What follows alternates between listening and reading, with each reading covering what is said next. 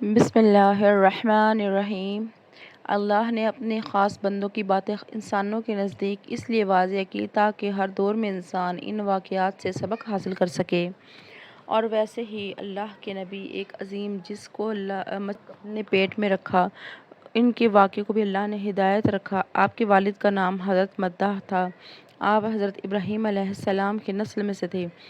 آپ کا مشہور لقب ذنون یعنی مچھلی والا۔ اللہ نے آپ کو حکم دیا، اے نینوا جاؤ، وہاں کے لوگوں کی اصلاح کرو اور آپس میں لڑتے جھگڑتے ہیں ان کو محبت اور امن سکھاؤ۔ تو بس اللہ کے نبی نینوا جمعرات کی شب جو شمال میں واقع ہے وہاں اپنے مبارک قدم لیے جا پہنچے اور مسلسل اللہ کا دین لوگوں کو سمجھاتے رہے کہ آپس میں لڑنا جھگڑنا اللہ کو پسند نہیں، لیکن افسوس وہاں کے لوگ آپ کی توہین کرتے ہیں، وہاں آپ کے اس پیغام حق کو مذاق سمجھتے رہے۔ سالہ سال اللہ کے نبی تبلیغ کرنے کے بعد آخر آپ نے یہ فرمایا کہ ان قریب تم پر اللہ کا عذاب آئے گا، اور غصے میں اس بستی سے نکل گئے اور دل ہی دل میں یہ سوچتے رہے کہ یہ قوم سدھرنے والی نہیں۔ اللہ کے حکم کے بغیر انہوں نے اس بستی میں رہنے والوں کی اصلاح کرنا چھوڑ۔ کچھ ہی دن گزرے تو اس بستی پر ایک بڑا سا بادل دور سے آنے لگا تو بستی والوں نے دیکھا جس میں آگ اور بجلی چمک رہی تھی۔ اس نے بستی والے لوگوں نے جیسے آسمان کی طرف بجلی چمکتی ہوئی آگ دیکھی تو کہنے لگے، لگتا ہے قوم لوط کی طرح ہم پر بھی عذاب اللہ کا آنے والا ہے۔ یونس سچا تھا اور یونس کا اللہ بھی سچا تھا، اب ہمیں اللہ کے عذاب سے کوئی نہیں بچا سکتا۔ اتنی دیر میں کسی نے کہا کہ آؤ بیٹھ کر اللہ سے معافی مانگتے ہیں۔ اس گاؤں کے تمام لوگ زمین پر بیٹھ کر اللہ سے معافی مانگنے لگے، اپنے گناہوں کو قبول کرنے لگے، یہاں تک کہ 3 دن گزر گئے۔ بے شک اللہ بار بار معاف فرمانے والا ہے۔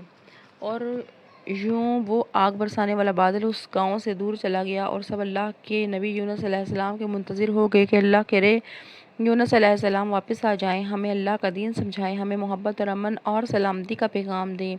اور وہاں حضرت یونس علیہ السلام کشتی میں سوار ہو کر واپس جا رہے تھے، یہ سوچ کر کہ کبھی اس گاؤں میں نہیں پلٹوں گا۔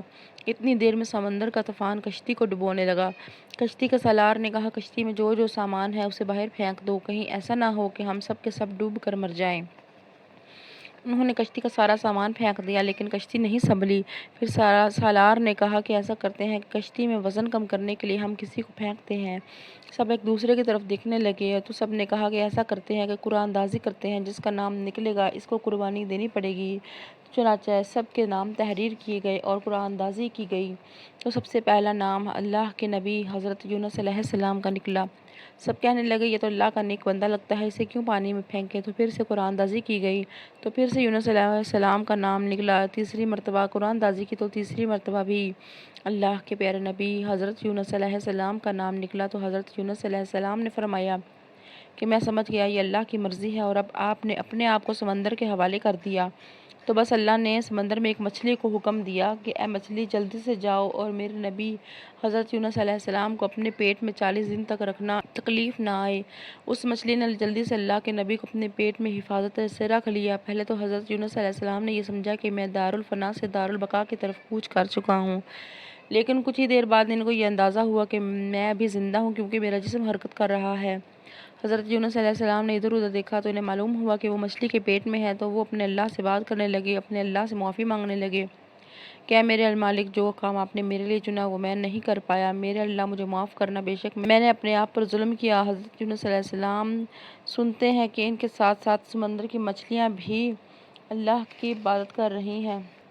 اس بات کو 40 دن گزر گئے۔ بار بار اللہ کے نبی یونس علیہ السلام نے جب معافی مانگی تو ان کو یہ خیال، اللہ کی محبوب چیز کا واسطہ دو تو شاید میری یہ دعا قبول ہو جائے۔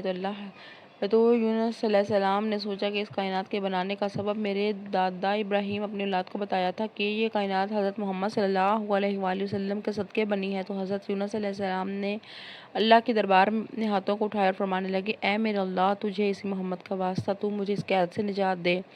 حضرت یونس علیہ السلام کی دعا اللہ نے قبول فرمائی اور اللہ تعالیٰ نے مچھلی کو حکم دیا کہ جا خشکی کی طرف، اور یونس علیہ السلام کو وہاں رکھا۔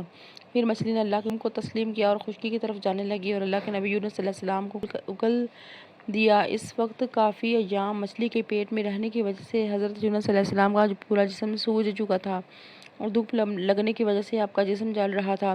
آپ اللہ سے معافی مانگنے لگے کہ اللہ تو نے مجھے قید سے تو نجات دے دی، اب اللہ میری حفاظت تو فرما تاکہ میں تیری قوم کے پاس جا کر لوگوں کی اصلاح کر سکوں۔ اللہ نے زمین کو حکم دیا کہ ایک پھلدار درخت یونس علیہ السلام پر سایہ کرے اور اپنے پھل سے یونس علیہ السلام کو غذا فراہم کرے کہ یوں اللہ کے نبی اس درخت کے سائے میں صحت یاب ہونے لگے، اور پھر آپ اسی گاؤں میں واپس چلے گئے جہاں جانے کے لیے اللہ نے آپ کو حکم دیا۔ آپ یونس علیہ السلام کے واقعے میں اللہ نے سبق رکھا ہے۔ اللہ تعالیٰ نے ہر خلقت کو کسی نہ کسی کام کے لیے مقرر کیا ہے، جیسے سورج روشنی دینے کے لیے اور گرمی دینے کے لیے، چاند سکون اور راحت کے لیے، زمین کو اناج اگانے کے لیے اور ہواؤں کو زندگی کے لیے۔ ویسے ہی اللہ نے اپنے خاص بندوں کو اس لیے منتخب کیا کہ وہ ہر دور میں اللہ کے بندوں کی اصلاح کریں۔ جیسے اللہ نے کسی خلقت کو یہ اختیار نہیں دیا کہ وہ کسی کو بھی اپنی رحمت سے دور کر دیں، سورج کو یہ اختیار نہیں دیا کہ وہ مشرک اور منافق میں فرق کر کے کس پر روشنی کرے اور کسی پر نہیں، بارش کو یہ اختیار نہیں دیا کہ وہ مومن کے گھر پر برسے اور منافق پر نہیں، زندگی کو یہ اختیار نہیں دیا کہ وہ مومن، زمین کو یہ اختیار دیا کہ وہ مومن کی زمین پر اناج اگائے اور مشرک کی نہیں۔ ویسے ہی اللہ کے نیک بندوں کو یہ اختیار نہیں کہ وہ اپنی طرف سے یہ ارادہ کر لیں کہ اس کی اصلاح کروں اور اس کی نہیں، کیونکہ ہدایت اللہ کی طرف سے ہے اور ہدایت کو پہنچانا اللہ کے بندوں کا خاص فریضہ ہے۔